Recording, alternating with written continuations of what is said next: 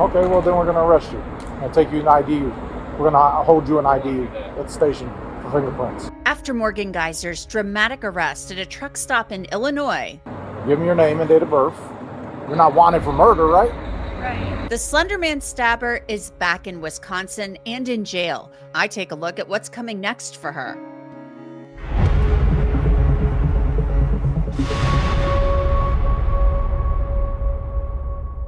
Welcome to Crime Fix. I'm Angenette Levy. Morgan Geyser spent Thanksgiving behind bars, not at a group home or at a mental health facility. Geyser had been booked into the Cook County Jail on November 24th after her arrest in Posen, Illinois, the night before. It was recorded by body-worn cameras. Did we do something wrong? No, we just got called here for a service call. So well, now you did something wrong because it's come back no record on files, and that means you're lying to us about your name. Okay? So now that's obstructing. I'm going to give you one more chance before we're going to take you in custody and fingerprint you. Okay? So just be honest. It's not a big deal. You're making it a bigger deal. Geyser had cut off her GPS monitoring bracelet and escaped from a group home in Madison, Wisconsin, where she had been living for the last couple of months. The person with Geyser was Chad Mecca, a trans woman who goes by the name Charlie, who she met at church. This is your last opportunity.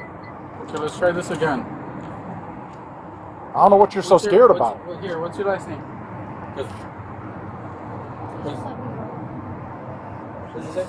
I didn't break the law. Can we please let her go? So you did by lying to the officer. And you guys are loitering. House statute of false identification at this moment, which is a Class A misdemeanor. That's a arrestable offense. Therefore, you can be placed under arrest for that. Both of you, because you lied and you lied. You didn't give me your real name. And we got dispatched here because you guys are loitering in the back of the business. It's not like we... And there's signs posted, there's no loitering, okay? I'm sorry. Okay, so it's not a big deal. What is your name? Don't make us arrest you and do all this extra stuff that we don't need to do. We have other stuff to worry about. I know. We got way more serious things to worry about than this. But we got called here. It ain't like we just walked up and started messing with you. At this point, we're just going to detain him. Detain her. Please let her go. Then Please let her go. Then give him your name. I did something wrong. She did. What did you do? She doesn't know what I did. Okay, that's fine. I ain't... Let me talk to you over here. I'll put What is it that you did wrong? I did something really wrong. What? 47 and Cicero. What did you do wrong? 47 and Cicero by the 500 range. It's not that. It can't be that serious. Now, we all know what the something really wrong is. When Morgan Geyser was 12, she and her friend Anissa Wire lured their friend Peyton Leitner to the woods and stabbed her, nearly killing her. Peyton was able to drag herself to the road, and a man passing by called 911. After years of litigation, Morgan Geyser was determined to be not guilty by reason of mental disease or defect.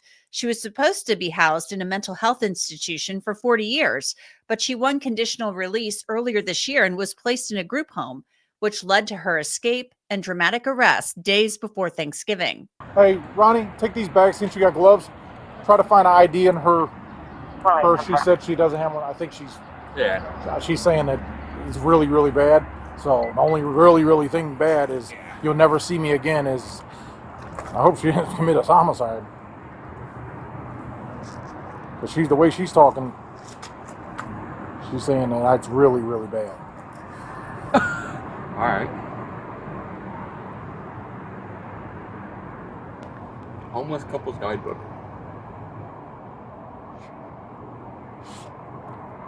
Okay, well, I think that was the start of it. So now Morgan is back in Waukesha, Wisconsin. She's in the jail. Deputies went and picked her up in Cook County the night before Thanksgiving. And the Department of Health Services has asked that her conditional release be revoked. The petition seeking the revocation was filed under seal, but we know from a hearing earlier this year that the Department of Health Services tried to stop Geyser's release, citing a number of issues, including what she was reading. At a point in time, did you become concerned about information you learned about reading material that Ms. Geyser was using? I did. Why? Because it is related to the index offense, I suppose. In what way? It's violent. Specifically, is one of the books that you're referencing called Rent Boy? Objection leading. Overruled. It is leading, but we all are familiar with these various documents, and this will move the hearing along, so overruled. Yes. And did you have concerns about the fact that Ms. Geyser had read that book? I did. Why?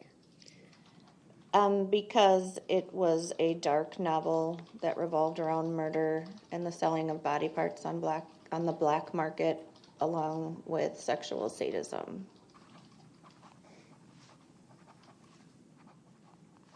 Is that information contained in the material that you put together in Exhibit 1? It is. Okay. How did Ms. Geyser react when she was informed the treatment team and conditional release team would be monitoring her reading material? She was upset. Did she say why? She didn't feel it was necessary for the team to oversee things that she used as coping skills and a creative outlet. The Department of Health Services case manager also said there were concerns about the company that Morgan Geyser was keeping, specifically a man who had visited her and written to her expressing that he was sexually aroused by her crime. After the team became aware of him, it was during that meeting that Ms. Geyser asked for a no contact. We further looked into things to find out if there was such a need for a no contact and what was the reason. And we found a number of things on his Facebook that pertained to Ms. Geyser that we were concerned about. And before I forget, I apologize for jumping topics here, Ms. Whitaker. I want to ask you one more question about the book Rent Boy that we talked about. Okay. Were you able to ascertain how Ms. Geyser got the book to read in Winnebago? I was under the understanding that she had got it from the library, but then it later came out that it was sent to her. How? Via mail from somebody, I'm not sure. Okay. Let's get real. Credit card debt is not an accident. Every call, every fee, every high interest trap, it's a system designed to keep Americans stuck. Banks profit, creditors win, and real families can lose. But today's sponsor, PDS Debt, helps people fight back. Whether it's credit cards, personal loans, or medical bills, PDS Debt has customized options to help you pay off debt faster. No minimum credit score required. Plus, they are A+ rated by the Better Business Bureau. The system makes it so that one emergency and boom, you can fall behind and feel like you are drowning, which is why I want you all to find solutions to your debt. It's your money. It's your future. Do not let the system decide for you. You are just 30 seconds away from being debt-free. Get your free assessment and find the best option for you right now at pdsdebt.com/crimefix. That's pdsdebt.com/crimefix. Again, pdsdebt.com/crimefix. And that man was apparently selling Morgan Geyser's art on Facebook, calling it the Slenderman package. We found that there were letters and drawings that she had sent him, a postcard, and he was selling them. He was selling the items. Were you able to see the drawings that he was purporting were from Ms. Geyser? Yes. Were they concerning to you? Yes. Why? They were very dark in nature. I would describe it as a horror type picture. Excuse me? Horror. All right. I want to show you what's been marked as State's Exhibit 1. Yep, thank you. Thank you.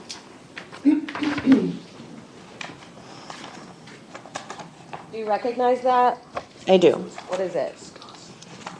It is a drawing that Morgan has done Where did you get it?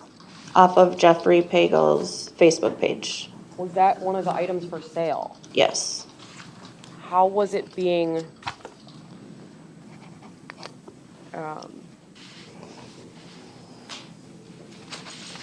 Was Ms. Geyser's name linked to that piece of art in the sale information? It was. Does that look like a fair and accurate copy of the item that you found for sale in this case? It does. But Morgan Geyser's lawyer pointed out at the time that it had been a while since Morgan had had contact with that man. What we do know is that Pagel is posting things for sale on the internet. Yes. And Pagel is apparently fixated on true crime type things. Yes. But Morgan herself hasn't had any physical contact with Pagel in over 18 months. Not that I'm aware. And has never seen him in the community as far as we know. Right? Correct. And has herself asked for a no contact order. Yes. And as part of a treatment release, when you're planning someone's release, a person gets rules, right? It's sort of like being on probation. They have a list of rules that they have to abide by. Correct. And certainly on those rules, oftentimes there will be no contacts with certain individuals. Yes. I mean, one obvious no contact would be the victim of the crime and the family members, right? Yep. And then, so it seems like Ms. Geyser is aware of that. So when she uses the phrase no contact, it's in the context of, I'd like there to be a rule that makes it clear not to have contact, right? Correct. Morgan Geyser's attorney told a Milwaukee TV station that he wasn't concerned that she would be violent when he heard that she had escaped. He was more concerned about a negative influence that may have caused her to do so. Okay, so to discuss the very latest developments with Morgan Geyser's case, I want to bring in Mark Weaver. He works as a special prosecutor in the state of Ohio, sometimes a judge, also has a background in juvenile justice. So, Mark, as we kind of predicted, the Department of Health Services has filed a petition to revoke Morgan Geyser's conditional release. So, this document is sealed, but we can only imagine what is in there along with her escape. There may be additional material in there. What do you think? I think we're going to find out a lot more if and when this gets unsealed. We can take heart that this ended so quickly. She could have caused injury or danger to somebody else. She could have caused injury or danger to herself. She was certainly on that path, being with a very strange, potentially dangerous person. So at least she was not out of custody very long. She was not. I mean, they did not make it very far at all, maybe a little more than 100 miles. They're picked up at this truck stop in Posen, Illinois. I mean, they're literally sleeping on the sidewalk. They ran out of money. It seems like the worst plan ever to cut off your GPS monitor, skip town, you run out of money, and then you're sleeping on the sidewalk at a gas station, at a Thornton's in Illinois. And of course the cops come and they're like, what's going on? The whole back and forth about, I'm not going to give you my real name. And then the trans woman that Morgan is with, this Chad/Charlie, is like trying to say it's all his or her fault. What do you say about that? I mean, this person is basically has also told other media outlets she did this because of me, because they wouldn't let her see me at the group home, this type of thing. Yeah, we learned a lot from watching that footage. First of all, we learned some pretty good police work. These officers were not called out for a heinous crime or for something particularly dangerous. They were called out to see what was going on with these two apparent vagrants. And they were persistent. They asked appropriate questions. They followed up and ran her name when she gave a fake name. And eventually she had to own up for who she is. The fact that she looked at that creepy man who was pretending to be a woman and called that man a she says that this woman continues to be mentally ill. She also is hanging with a man who has a crack pipe, and so perhaps that was part of what she was involved with as well. She has new criminal charge potential now for lying to the police, for escaping from custody. But all of this should be enough for everyone to agree she's not ready to be in a less restrictive setting. Her attorney, Tony Cotton, back when this happened, back when she was trying to get released, and the Department of Health Services, they didn't want her released in the first place.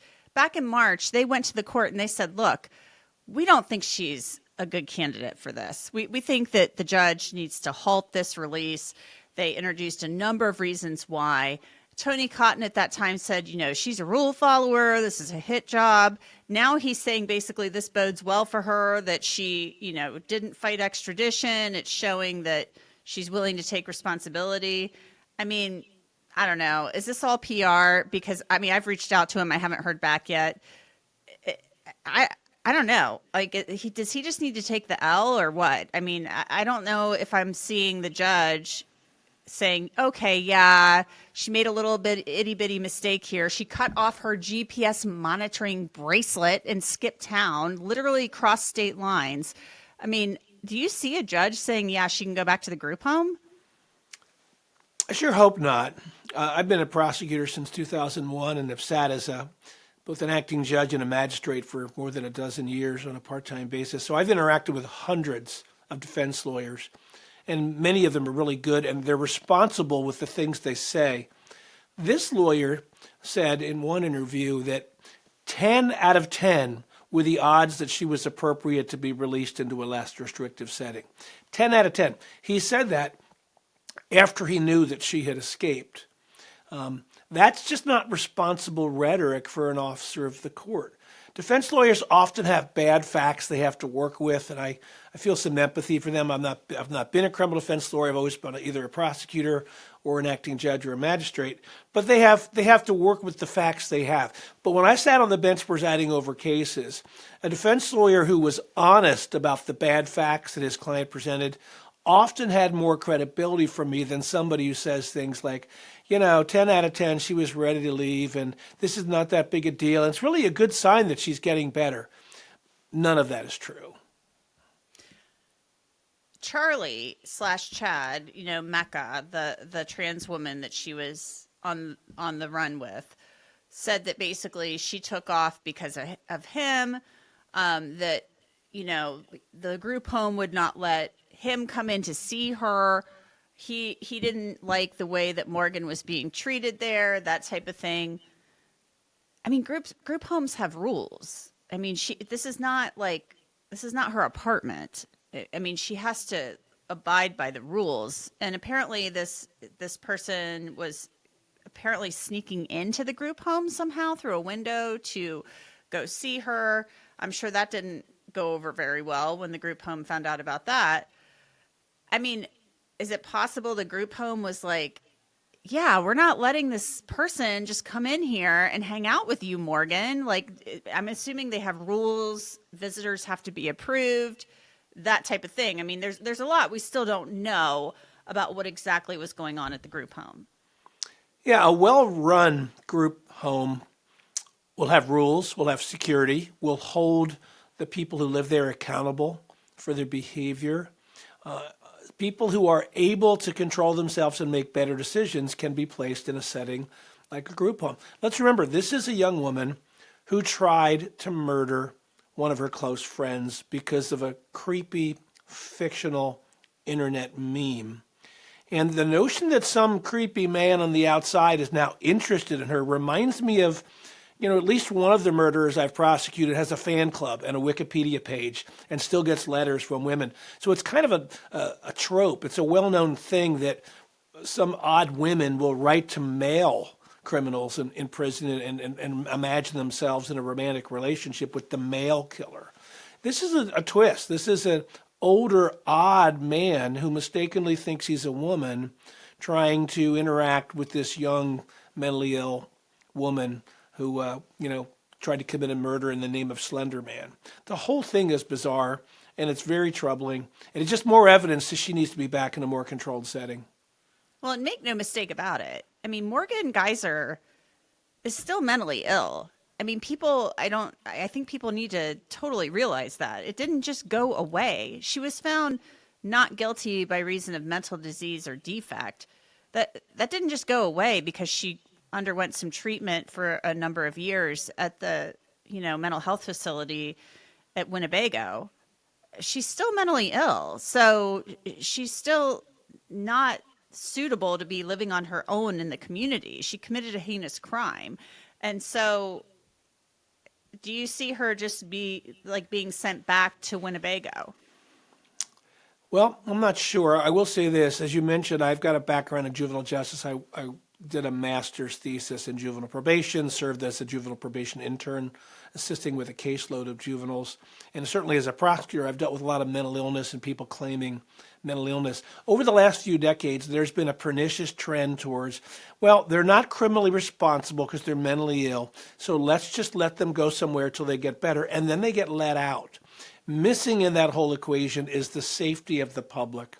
And that's got to be a factor. So if this young woman is not criminally responsible because she was mentally ill, I understand that. That goes back centuries of Anglo-American law. But she's supposed to be in an institution for 40 years. Now, maybe at 35 years in, you go, okay, she's much better. But after just a few years of her being put in a more relaxed setting, I think is a pernicious trend that should be reversed. The petition to revoke her conditional release, this is a very public case. It's a high-profile case. Of course, there might be information about her mental health, and there are specifics that are protected under HIPAA. I don't know.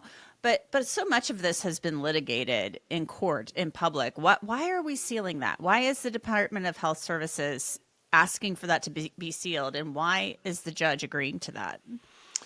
Well, in juvenile cases, those records tend not to be public, and everyone understands why, because a child should be able to be rehabilitated. She's now an adult. These criminal actions she took by escaping and then lying to police, giving a phony name, being with a crazy man who's got a crack pipe, these are all adult crimes, and as a result, adult cases are not supposed to be sealed. There's no good reason for it. A skeptic might say that the request for sealing is to cover up some of the mistakes that were made for how this young woman was allowed to escape. Interesting. Well, we will keep an eye on it. Mark Weaver, thank you so much for your time. Thank you. Now, the Waukesha County DA has said that she would support the petition to revoke Morgan Geyser's release. The hearing is set for December 22nd, so stay tuned. That's it for this edition of Crime Fix. I'm Angenette Levy. Thanks so much for being with me. I'll see you back here next time.